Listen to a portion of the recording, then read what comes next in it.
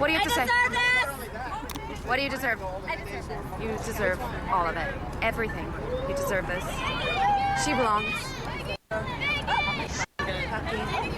Belongs. So who is this obnoxious woman?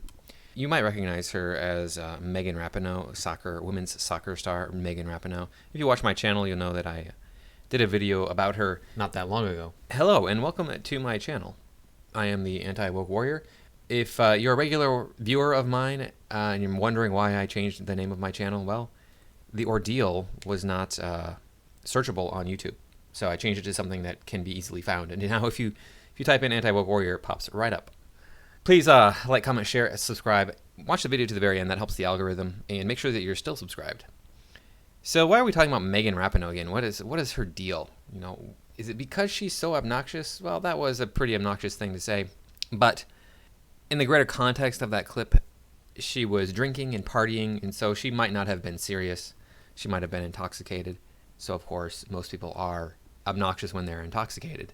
Is she an obnoxious woman in general? Can we definitively say that she's unpleasant to be around? Well, she has complained a lot, the loudest out of anyone I know. It became famous for claiming that there's a pay gap between the men's soccer league and the women's soccer league in the United States.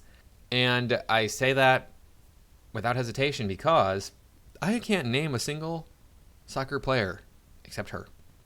She's the only one I can name. I could probably look up some others, but let's see if she's, complaining about anything with any kind of merit here. Well, no, she's not. First off, she was given a scholarship to go to college to kick a ball around. She complains about the United States and how sexist and prejudiced it is against gays. And, the United States, of course, is the most racist, the most prejudiced country in the entire world. Just ask any of these progressives. They'll tell you that it is. I mean, and you can trust in them because they have like a tap right into the truth. They just tap that truth tree, pouring out that truth syrup.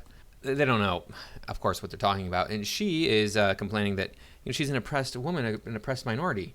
Yeah, she's famous for being those things. And she is worth now $3 million. Now that is not like ultra rich by any means, but that puts her in the 1%.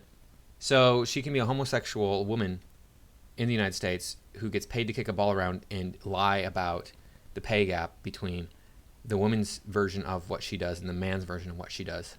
And what is her solution to this problem? Why don't we take a look here with Rachel Maddow. She has something to say about it. Final whistle. You get that USA, USA chant, but equal pay along that same cadence. Yeah. I think fans want to know what they can do to support that fight. Fans can come to games. Obviously, the national team games will be a hot ticket, but we have 9 teams in the NWSL. You can go to your league games. You can support that way. You can, buy players' jerseys. You can lend your support in that way. You can tell your friends about it. You can become season ticket holders. I think in terms of that, that's the easiest way for fans to get involved. So the solution to her problem is capitalism, right? I mean, the fans can support her work, and then she'll get more money. So the solution is not to pass some legislation, to file some sort of lawsuit to make sure that men and women are paid exactly the same because they do the same amount of work. It is actually getting more fans to put money into the pockets of the team. But I thought capitalism was evil. It was like anti-diversity, which, I mean, in truth, it is. It's in a sense, because it says, hey, you do you, and if you earn $1 million, you earn $1 million. Doesn't matter what you look like. And for whatever reason, there is a disparity, between people of different identities. If you want to look at it that way, I don't bother with looking at that. I don't go around going, oh, hey, you know what? All these people in this one group are poor, and all these people in this other group are not, because it doesn't work out that way. There might be trends, but is that because the people are of a different color, a different race, or is that because the people are of a different culture? It's because the people are of a different culture. Otherwise, there would be no disparity within a given group, and there's a huge disparity. I mean, there are homeless white people, and there are ultra wealthy white people, and there's everything in between, all rungs on the ladder. And the same can be said about every other race. So why do I bring her up? Why am I bringing up Megan Rapinoe? We've established that she's obnoxious and doesn't know what she's talking about. She's not a good person because she is being dishonest with her rhetoric here. But U.S. soccer star Megan Rapinoe faces potential cancellation after racist old tweets emerge. You make the rules. So everybody's getting canceled for these tweets that they put out years ago, often, where they said something that is now considered inappropriate. Because what she tweeted is not at all racist, but if they want to claim it is based on their rules, and we can do that. A debate about the double standards of cancel culture is taking place after a 2011 tweet was uncovered in which U.S. female soccer star Megan Rapinoe commented, "You look Asian with those closed eyes." It's now racist to claim somebody of one race looks like a member of a different race. That's all you're claiming. It's like saying, hey, black people have darker skin than white people. That's racist. Oh my God. No. Ah. No, it's not racist to point out things that are obvious. Rapinoe, who has since become a darling of woke progressives off the back of her campaign for equal pay, is now one of the new faces of Victoria's Secret. Yeah, of course. Victoria's Secret. So what do we got here? Victoria's Secret is making... they've done away with their angels models and replaced them with the likes of Rapinoe, plus-size models, and transgender Brazilian. So we got a dude who's turned himself into a chick. We've got an ugly, ugly actress.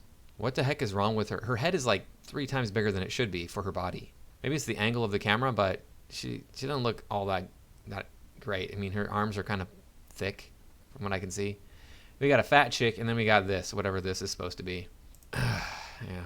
Although Rapinoe is sure to delete the tweet later today, here it is in its full glory. Tasha Kai, or I don't know how you say that last name. "You look Asian with those closed eyes." As we previously highlighted, England cricketer Ali Robinson was suspended from international test matches and forced to make a groveling public apology after old tweets he posted when he was 18 were uncovered. Yeah, so he was actually 18 and 19. But he wasn't even an adult. Megan Rapinoe was at least 24, maybe 25 when she posted this tweet. And I've read his tweets. They are not, let me see. Yeah, it doesn't say if they're prejudiced in any way. I've read them. I suppose they could be considered inappropriate by today's standards, but he was still barely an adult when he posted those tweets. So why are we going back? In his case, I think it was 2012, 2013. Why are we going back that far and going, hey, look, you did something when you were much younger, and we don't like it now? Robinson's rhetoric is virtually identical to that used by Rapinoe in 2011 when Rapinoe was 25 years old. So yeah, she's 25. But don't expect her to face anything like the condemnation, cancellation to which Robinson was subjected. It's okay when we do it. That's right. It's okay because Rapinoe is a homosexual woman, so she's allowed to get away with this stuff. Respondents debated whether Rapinoe will face any of the consequences that someone who isn't performatively woke would receive for a similar old tweet. Yeah, they repeat the tweet here. Purple hair equal pay merchant canceled. I hope so.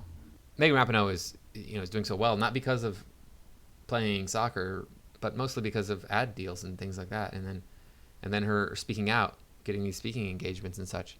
Rule number 4, make them live up to their own book of rules. That should be rule number 1. I don't know what this is supposed to be here. The same people who beg for equal pay. Somebody going to get canceled? I know, I don't think so. I don't think she's going to. Now let's hope the canceller gets canceled. Taste of your own medicine. That's right. Does Victoria's Secret stand for anti-Asian hate? Yeah. Victoria's Secret. Well, you know what they do stand for is they stand for hatred of women. Because, I didn't want to go to that tweet. I'll tell you why. Because the founder of Victoria's Secret, he used to be good buddy with Epstein. We know how he was treating women, and it was not good. Yeah, we're supposed to be stopping Asian hate and stopping Asian hate crimes. What do you know? She's not a right-winger. Nothing will happen. Yep.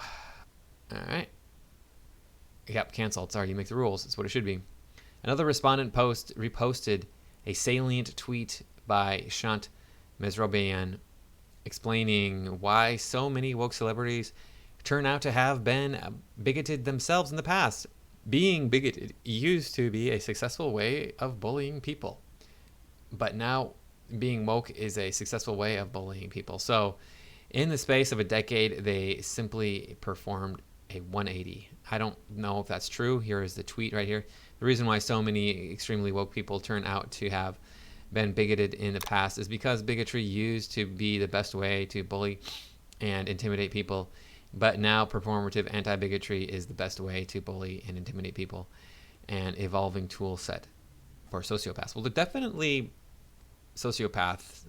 They have dissociative personality disorder in some capacity, but I don't think that they were bullying people back in 2011. It wasn't okay to like call people out by their race in 2011. And Megan Rapinoe didn't do that in that tweet. That tweet is nothing.